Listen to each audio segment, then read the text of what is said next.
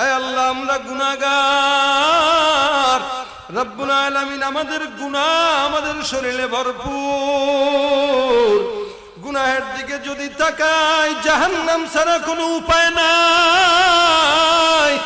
আর রব্বুল আলামিন দুনিয়ার আগুন সহ্য হয় না। আয় আল্লাহ আগুনের ভিতরে একটু হাত পড়লে আল্লাহ আগুন সহ্য করতে পারি না, হাত পুড়ে যায়।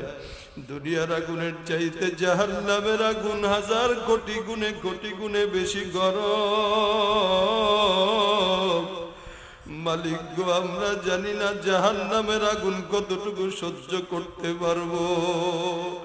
আয় রব্বুল আলামিন আদর কইরা তুমি আমার মতো গুনাহগার বান্দারে বানাইছো।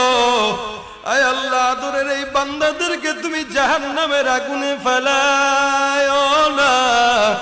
আয় আল্লাহ আদর করা বান্দাকে তুমি জাহান্নামের আগুনে দিও না। আয় রব্বুল আলামিন যে সময়টা আমরা তোমার দরবারে হাত তুললাম, তুমি তো এই সময়টাতে আসমানে এসে ডাক দাও, আমার গুনাহগার বান্দা তোমরা কোন গুনাহগার আছো কিনা আমার কাছে চাও। আয় আল্লাহ তাকায় দেখো এখানে কিছু বান্দারা, হাজারো মানুষ ঘরের ভিতরে ঘুমায়, কিছু বান্দারা তোমার কাছে মাপ পাওয়ার জন্য এই জায়গায় হাত তুলে চোখের বাড়ি ছেড়ে কান্দে তোমাকে ডাক দেয়। আয় রব্বুল আলামিন তোমাকে আমরা জবান খুলে ডাক দিতে তুমি সাক্ষী থাকো। আল্লাহ জবানটা খুইলা মোহাব্বতের দিল থেকে ডাক দেয়া বলেন আল্লাহ ইয়া রহমান